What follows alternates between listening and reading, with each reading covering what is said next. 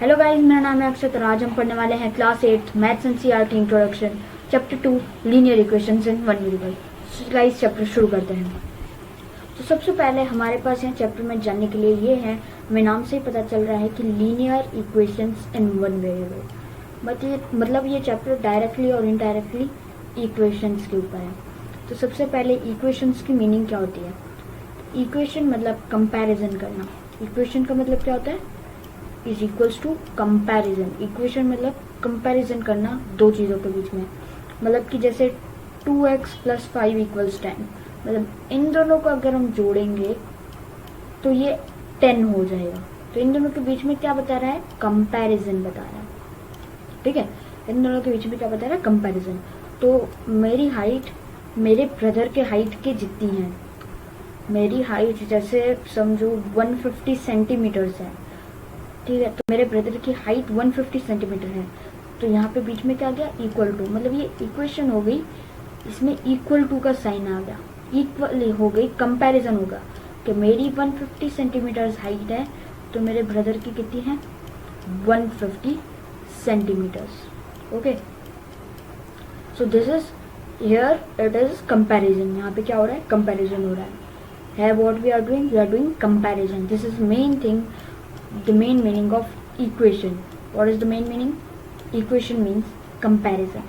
Okay, then we have, it says that the two sides of the equal to sign are equally the same. मतलब कि जो इस side का है और वो इस साइड का है, इक्वल टू के दोनों साइड के जो चीज़ें हैं वो दोनों की दोनों क्या होगी, एग्जैक्टली द सेम। दोनों की दोनों एकदम सेम होगी। ओके, देन फिर वेरिएबल।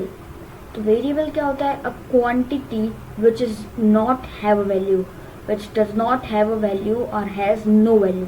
एक ऐसी क्वांटिटी जिसकी कोई वैल्यू ही नहीं डिफाइंड है।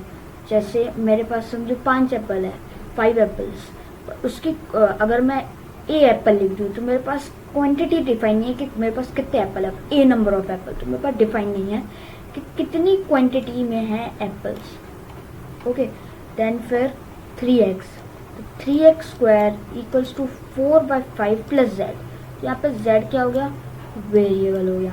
तो 2x - 5 = 3, x² + 2 = 5। तो यहाँ पे वेरिएबल क्या हुआ, z हुआ। वेरिएबल क्या हुआ, z। Then next topic which we have, the next meaning which we have is linear. What is the meaning of linear? Linear मतलब कि जो भी वेरिएबल है उसकी कम से कम जो पावर होनी चाहिए, हाईएस्ट पावर जो होनी चाहिए उसकी, वो 1 होनी चाहिए। 1 must be the highest power of variable.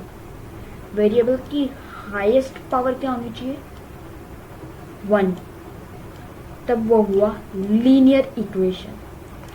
1 highest power होनी चाहिए इक्वेशन में वेरिएबल की, तब जाके वो क्या होगा, लीनियर इक्वेशन। फिर आती है प्रॉपर्टीज ऑफ इक्वलिटी।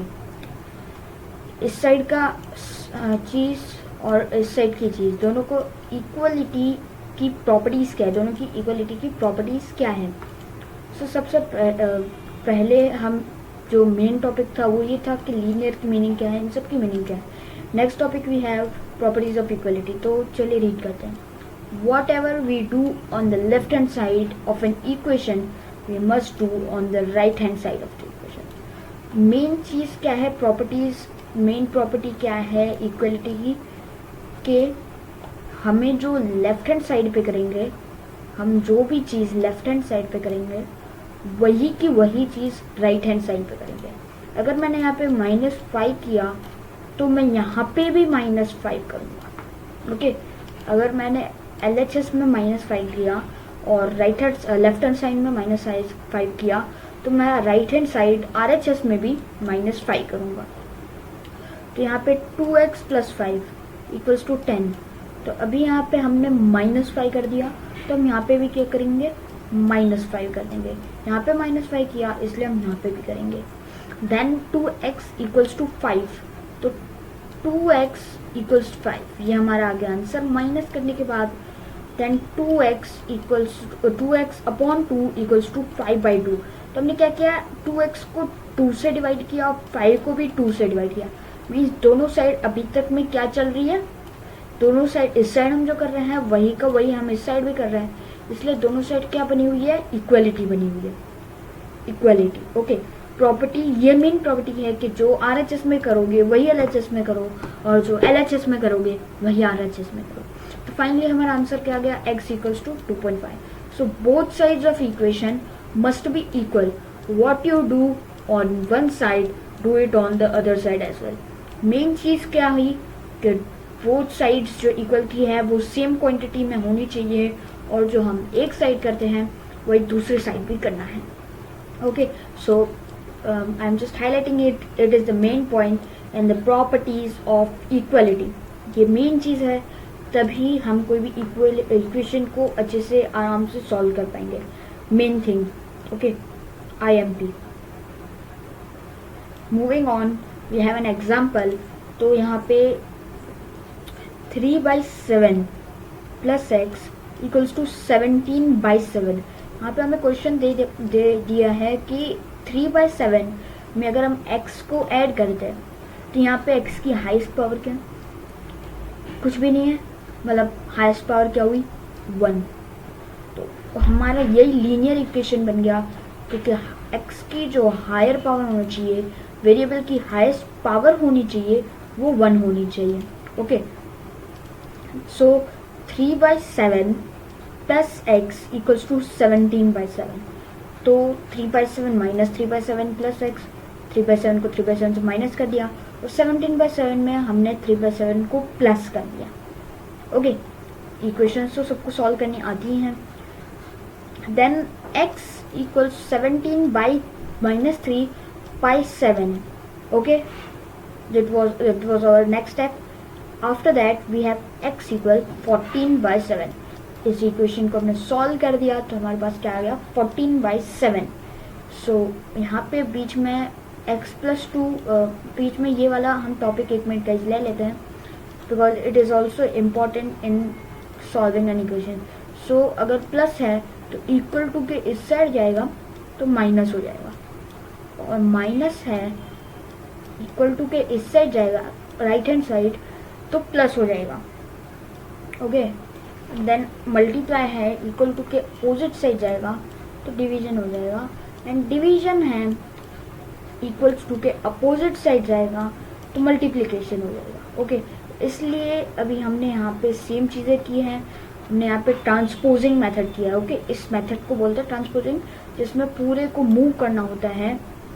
यहाँ पे स्टार्टिंग में थोड़ा ट्रांसपोजिंग मेथड नहीं है, बट इस पूरे को ही मूव करना है। Okay, so that is transposing method.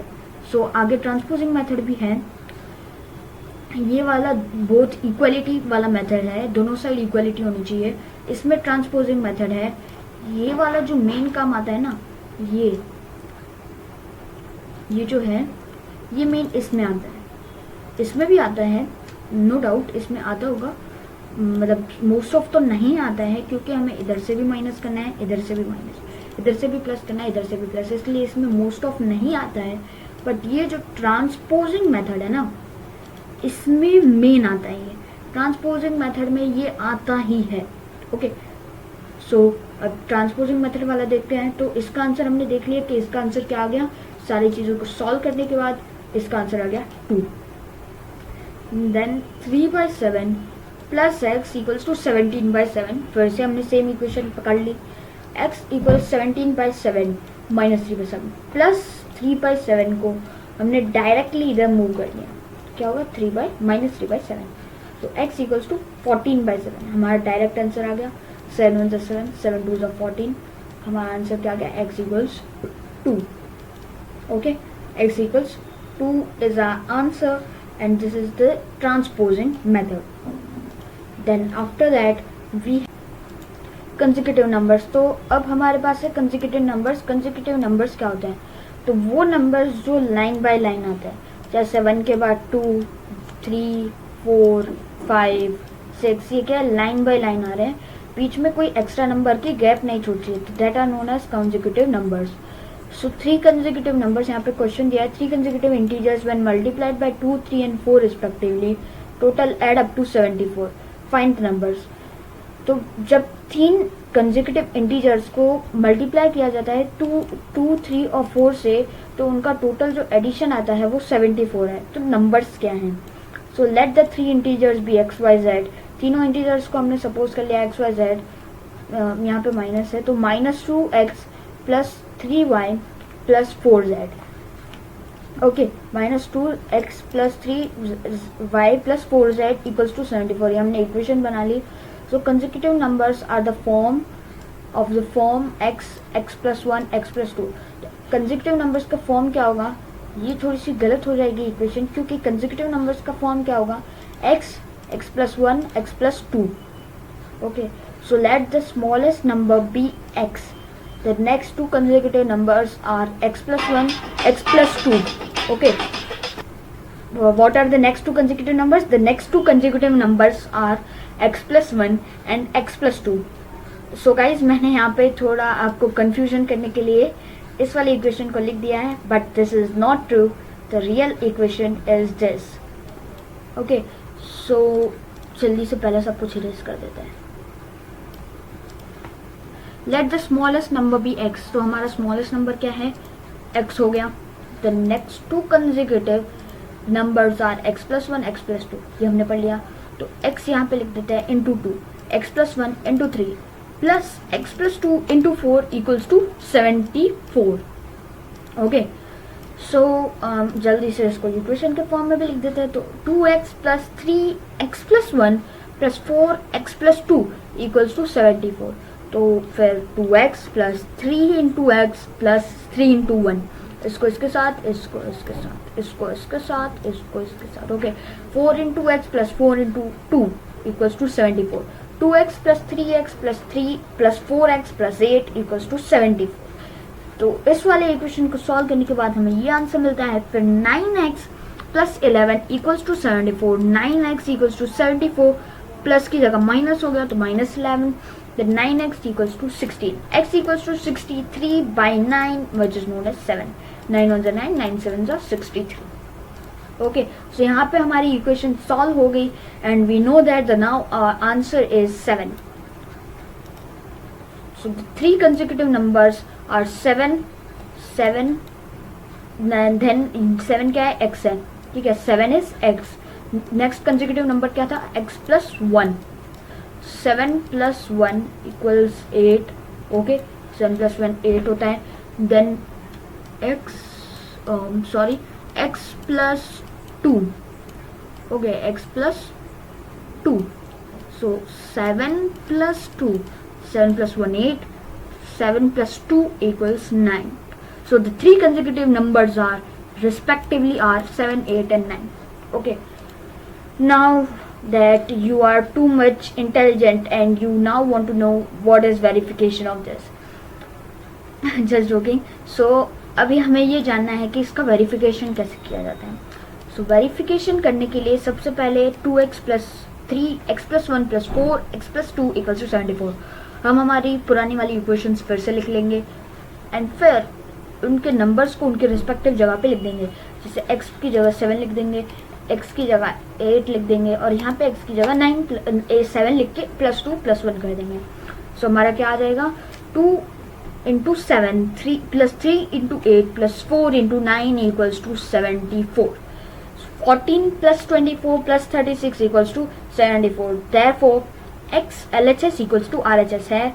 इन तीनों को ऐड करते हैं तो हमारा आंसर आता है 74, और इस साइड तो है ही 74, तो हमारा आंसर हो गया करेक्ट। ओके, सो चलिए अब नेक्स्ट क्वेश्चन पे मूव ऑन करते हैं। So next question is, if the ratio of the number of boys to the girls in a class is 7:5 and the number of boys is 8 more than the number of girls, find the total strength of the class. तो यहाँ पे boys और girls एक class के हैं, उनका ratio है तो 7:5 का रेशियो है, एंड द बॉयज जो है वो 8 ज़्यादा है गर्ल्स से। Then find the number of total students in the class. Students टोटल कितने हैं वो हमें फाइंड करना है। Let x be the common multiple. क्या करना है हमें? Suppose let x be the common multiple, x को कॉमन मल्टीपल मान लेना है। So 7x minus 5x equals to 8, then 2x equals to 8। Okay, 7x minus 5x करेंगे तो कितना आएगा, 2x आएगा, 2x equals 8। Then x minus 8 upon 2, ये 2 यहाँ पे चला गया, 8 के नीचे, मल्टीप्लाई में था x के साथ इसलिए 8 के नीचे चला गया, डिवाइड में 8/2, 2 1 जा 2, 2 4 जा 8, x equals 4। So 7 into 4 is 28। Okay, 7 into 4 is 28। सो हमारे बॉयज कितने आ गए, 28, and 5 into 4 is 20। So girls कितनी है, 20। और हमें क्वेश्चन में क्या बोला था कि गर्ल्स 8 ज़्यादा हैं बॉयज, सॉरी बॉयज ज़्यादा हैं 8 गर्ल्स से। ओके, सो यहाँ पे 8 ज़्यादा है, यहाँ पर डिफरेंस है, यहाँ पे 0 है, यहाँ पे 8 है, 20 सेम ही है 2। सो नाउ हमें वेरिफिकेशन करना है, we are too much intelligent, so we want to know how to do its verification. So to verify it, let's us take the difference of the number of boys to the number of girls. Difference between the number of boys and girls is 8। हमें ये question में बोला ही गया है कि जो boys और girls के बीच का डिफरेंस है टोटल स्ट्रेंथ का बॉयज़ एंड गर्ल्स के बीच की, तो उसका 8 आता है। तो 7x माइनस 5x इक्वल्स 8। तो 28 बॉयज़ हैं तो 20 गर्ल्स हैं, तो उसका डिफरेंस क्या आया, 8 आया। So LHS equals to RHS, hence because 28 minus 20 is 8 and यहाँ पे तो 8 है ही। So LHS equals RHS, here we know this। Then we have question number 3। Please skip this part, I have just written it by mistake। Okay, so rupees 1000 notes। So we have here coin classification, okay, coin denomination। So I have a total of 300 rupees in coin of denomination। So suppose कि मेरे पास हैं 300 रुपये, लेकिन वो किसके form में, coins के form में। सो उन कॉइन्स का डिनोमिनेशन क्या है, 1 रुपीज़ के कॉइन है उसमें, 2 रुपीज़ के कॉइन्स है उसमें, एंड 5 रुपीज़ के भी कॉइन्स है उसमें। So the number of 2 rupees coins is thrice the number of 5 rupees coins. तो 2 रुपये के जितने कॉइन है ना, वो 3 गुना है 5 रुपये कॉइन्स के नंबर से।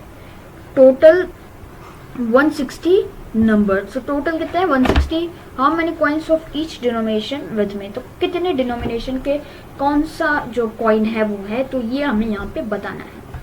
सो वैल्यू ऑफ कॉइन, सबसे पहले हम नोट कर लेंगे value of coin. So coin की वैल्यू क्या है, सो यहाँ पे ये 3 वैल्यूज हैं, ₹1, ₹2 and ₹5। The number of coins तो 4x है, 160 minus 3x plus x, 3x and x। Okay, so ये हमारे टोटली लॉजिकली है कि हमने इक्वेशन में से पढ़ के ये बनाया। Okay, 160 minus 3x plus x, यहाँ पे फर्स्ट थिंग तो ठीक है, 4x है, ठीक है, 1 रुपीज़ के लिए 4x। बट यहाँ पे अभी कैसे हुआ ये, तो उसके लिए हमें पहले 5 रुपये को समझना पड़ेगा। 5 रुपये क्या है, हम 5 रुपये को x सपोज कर देते हैं। फिर 2 रुपीज़ के कितने कॉइन्स हैं, तो 3 गुना ज़्यादा है 5 रुपीज़ के, तो 5x, जो 5 का कॉइन है x, उसको मल्टीप्लाई कर देंगे 3 से तो आ जाएगा 2 rupees. Okay, simple that is. So यहाँ पे हमने 3x कर दिया, एंड देन फिर इसमें से हम 160 को सब्ट्रैक्ट करेंगे, जो जितने बचे वो हमारे क्या हुए, वो हमारे हो गए 1 rupee coins. So 160 minus 3x plus x, 3x 2 rupee coins, 5 rupees coins, इन दोनों को ऐड करके 160 को सब्ट्रैक्ट करना है, तब जाके हमारा आंसर आएगा। सो इस तरह से यहाँ पे 4x भी लिख सकते हैं। सो 1 into 160 minus 4x, 2 into 3x 6x, 5 into x 5x और 300। तो इन टोटल क्या आ गया, 300। तो टोटल नंबर ऑफ कॉइन्स कितना है, 160। Number of 2 rupees coins 3x, number of 5 rupee coins x, number of 1 rupee coins 160 minus 3x plus x। तो 160 minus 4x plus 6x plus 5x equal to 300. So 7x equals 300 minus 160. 7x equals 140, x equals 140 by 7 equals to 20. Okay, so ये हमारा answer आ गया 20. Now चलिए इसका verification कर लेते हैं। सो इसका वेरिफिकेशन करने के लिए हम सबसे पहले value of coin, same table बनेंगे, number of coin, amount. So value of coins क्या है, 1 rupee, 2 rupee, 5 rupee. Number of coins क्या थे, 160 माइनस 4x, x 20 और 80, देन x इंटू 20 इक्वल 60 और 20। तो ये तीनों का एडिशन क्या हो जाएगा यहाँ पे 160. ओके, इन तीनों का एडिशन क्या होगा 160. एंड अमाउंट, तो 160 minus 4x equals to 80, 6x equals 120 and 5x equals 100. इन तीनों का एडिशन क्या हो जाएगा 300. तो मैं आपको करके भी दिखा देता हूँ. चलो, आप बोलोगे कि भैया अभी करके भी दिखा दो. तो 100 प्लस 120 माइनस 80, ये तो वैसे नॉर्मल सी चीज़ है, आना चाहिए इतना एडिशन. सो इनका आंसर क्या आ गया 300 आ गया. ओके, 300. नेक्स्ट मूविंग ऑन, हमारे पास है एक और क्वेश्चन एंड आगे भी है एक और question. So let's move on to our next question. But ये तो क्वेश्चन नहीं है. I was just joking, there was no question. अब यहाँ पे एक चीज़ पढ़ने guys, equation reducible to the linear form. Okay, equation reducible to the linear form. कैसे इक्वेशन को लीनियर फॉर्म में रिड्यूस कर सकते हैं? तो सम लीनियर इक्वेशंस में sometime appear to be in non linear form. कुछ लीनियर इक्वेशंस ऐसे हो सकते हैं कभी कभार हमें नॉन लीनियर फॉर्म में लगे, ऐसा लगे कि भैया ये तो लीनियर है ही नहीं. तो आप बोलोगे कि ये लीनियर कैसे हुए फिर? तो समटाइम्स क्या होता है ना कि वो नॉन लीनियर दिखते हैं, तो उन इक्वेशंस को बना सकते हैं हम उनके सूटेबल कंडीशंस में बाय ट्रांसफॉर्मेशन और अदर मैथमेटिकल ऑपरेशंस. तो उनको हम ब्रॉड कर सकते हैं उनके डिजायर्ड फॉर्म में बाय सूटेबल ट्रांसफॉर्मेशंस और अदर मैथमेटिकल ऑपरेशंस. तो चलिए एग्जांपल देख लेते हैं. फॉर एग्जांपल, ये पेज थोड़ा सा लाइट है तो मैं आपको बता देता हूँ. यहाँ पे लिखा है p+1 equals 3/8. Okay, p+1 equals 3/8. So is not a linear equation in its present form. ये linear equation तो है नहीं present form में. So 2p plus 3. Okay. So to solve this, we multiply both sides of the equation by 2p plus 3. हम इसको solve करने के लिए क्या करेंगे? हम इसको सॉल्व करने के लिए दोनों साइड्स को मल्टीप्लाई करेंगे 2p plus 3 से. So p+1 and 2p plus 3 into 2p plus 3 equals to 3/8 into 3/8 into 2p plus 3. Okay, दोनों साइड्स को हमने 2p plus 3 से मल्टीप्लाई कर दिया. So p+1 equals 2p plus 3/8. Okay, so multiplying both sides by 8, हमने दोनों sides को क्या कर दिया मल्टीप्लाई कर दिया 8 से. Then 8p+1 equals 2p plus 2. ये हमारा आ गया equation multiplying both sides by 8 से. So 8p plus 8 equals 6p plus 9. तो 8p minus 6p minus 9 equals 9 minus 8. 2p equals 1, p equals 1/2. तो हमारा ये आंसर आ गया p इक्वल्स 1/2. अब इसको सॉल्व करेंगे. So variable on both side, दोनों साइड्स पे वेरिएबल है, हो सकता है कोई प्रॉब्लम नहीं. एक साइड में वेरिएबल होगा, आप सोच रहे कि एक साइड में होगा वेरिएबल मोस्ट ऑफ, बट ऐसा भी हो सकता है कि दो साइड में वेरिएबल हो. That is not a big issue. Okay, दोनों साइड वेरिएबल हो सकता है. 3x equals 2x plus 18, 3x minus 2x equals 18, x equals 18. 3x minus equals 2x plus 18, 3x minus 2x equals 2x minus 2x plus 18, x equals 18. 2x upon 3 plus 1 equals 7x upon 15 plus 3. So 2x upon 3 plus 1, 7x upon 15 equals 3. 2x by 3, 7 minus 7x by 15 equals 3 minus 1. So 10x minus 7x upon 15 equals to 2. 3x upon 15 equals to 2. Then x equals 2 into 15 upon 3, x equals 10. So हमारा यहाँ पे answer क्या आ गया x equals 10. So हमारा आ गया answer correct. So this was our another example and then we have two more examples. Okay, so question number 1 for this we have Amina thinks of a number and subtracts 5/2 from it. Amina जो है उसने एक number सोचा randomly, ठीक है, जैसे मैंने सोच लिया कोई भी नंबर 9 या कुछ भी रेंडम नंबर, एंड उससे हमने क्या किया सब्ट्रैक्ट किया 5/2 को फ्रॉम इट. ओके, 5/2 को उसमें से मल्टीप्लाई कर दिया फ्रॉम इट, सब्ट्रैक्ट कर दिया from it. She multiplies the result by 8. फिर जो मुझे मिला उसको मैंने रिजल्ट को मल्टीप्लाई कर दिया 8 से. ठीक है, तो मैंने 9 को जस्ट सपोज कि मैं 9 ले रहा हूँ, तो मैंने उसको सब्ट्रैक्ट करूँगा 5/2 से, फिर जो आंसर मिलेगा मैं उसको मल्टीप्लाई करूँगा 8 से।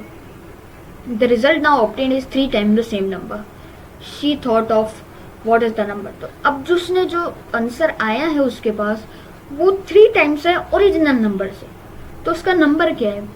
सो let the number be x, suppose कर लेते नंबर x है। सो x माइनस 5/2 सबसे पहले सब्ट्रैक्ट करना है, फिर 8 से मल्टीप्लाई करना है, तो हमें आंसर क्या आएगा 3x। So 8x minus 20 equals 3x, then we have 8x minus 3x equals 20, 5x equals 20, x equals 4। तो number Amina thought was 4। Okay, so कैसे? तो 8x minus 20 equals 3x। Okay, 8x में 3x माइनस किया 20 equals 20, 5x बचा equals 20, x equals 4, क्योंकि यहाँ पे आ गया 5 5 1 5 5 10 5 15 5 4 24। Okay, so this was our last second question, and last question है हमारे पास Shubho's mother's present age is 6 times Shubho's present age. अभी ये आपको थोड़ा कॉम्प्लिकेटेड लगेगा, बिकॉज ये है ही कॉम्प्लिकेटेड, बट नहीं है यार, बहुत ही आसान है। अगर अच्छे से समझने चैप्टर समझ में आ गया अच्छे से, तो बहुत ही अच्छे से समझ आ जाएगा। तो शुभो की मदर की प्रेजेंट एज जो है ना, जैसे शुभो की मदर है ये, तो शुभो की जो एज है उससे 6 टाइम्स शुभो की मदर की एज है। Shubho's age 5 years from now, Shubho की एज 5 साल बाद में आज से will be 1/3 from his mother's present age. वो कितनी होगी? उसके मदर की 1/3 एज होगी प्रेजेंट की। What are their present ages? तो फिर उनके प्रेजेंट एजेस क्या है? तो शुभो की एज कितनी हम अज्यूम कर रहे हैं 6x, तो फिर उसकी मदर की कितनी है? 6 टाइम्स शुभो एज है 6x आफ्टर 5 years, तो x + 5। सो शुभो की क्या होगी? x + 5, और मदर की क्या होगी? 6x। Okay, so Shubho's age 5 years later 1/3 his mother's present age. So 5x, ठीक है, x + 5 equals 1/3 into 6x। x + 5 Shubho की 5 साल बाद की एज, वो 6 गुना and 1/3, this is mother's age, उसका 1/3। Okay, so x + 5 equals 2x, x minus 2x minus equals 5x. Okay, equals -5, x minus 2x equals -5, so -x equals to -5, तो x equals 5 हो गया। तो शुभो की एज क्या हो गई? x इक्वल्स 5, मदर की क्या हो गई? 6x equals 30। ठीक है, x क्या आया? 5, तो 5 यहाँ पे 5 लिख देंगे x की जगह, 5 हो गया। 6 में 5 का मल्टीप्लीकेशन होगा, 6 × 6 6 12 6 18 6 24 6 5 30 आ गया हमारा आंसर, और यहाँ पे 5। तो यहाँ पे वेरिफिकेशन है ये, तो इसमें 5 years लेटर, 5 साल बाद, तो यहाँ पे x + 5 = 10, 5 साल बाद क्या होगा? 10 होगी उसकी एज, मदर की एज 35 होगी 5 साल बाद, जो शुभो की एज 5 साल बाद क्या होगी? 10 years, और मदर की क्या होगी? 35 + 5, क्योंकि 5 years लेटर है, इसलिए प्रेजेंट एज में हम लोग 5 ऐड कर देंगे। एंड सबसे पहले तो थोड़ा इरेजिंग कर देते हैं। ओके, सो मैं फिर से समझाता हूँ एक बार, थोड़ा कंफ्यूजिंग अगर आपको लग रहा हो तो। सो यहाँ पे क्या करेंगे ना, प्रेजेंट एज निकल गई, ये हमारी प्रेजेंट एज आ गई, ये हमारी प्रेजेंट एज आ गई। अभी 5 years लेटर की एज निकालनी है, तो +5 कर देंगे दोनों में, यहाँ पे भी +5। ओके, +5 कर दिया हमने, ऊपर भी +5 कर दिया, और हमने नीचे भी +5 कर दिया। तो दोनों जगह +5 करने के बाद 5 + 5 x + 5 इक्वल्स 10, और 6x equals 30 + 5 equals 35। Okay, then यहाँ पे क्या होगा ना, 10 इक्वल्स 1/3 × 30। सो ये क्या हो जाएगी? 1/3 एज हो जाएगी उसके मदर की प्रेजेंट एज के, है 1/3 है उसके मदर की प्रेजेंट एज के। ओके, सो ये आ गया हमारा solution. Okay, this was our solution of this last question, and subscribe my channel. So guys, this was all chapter 2 linear equations in one variable. Thanks for watching. We'll meet you again in our next video. Bye bye.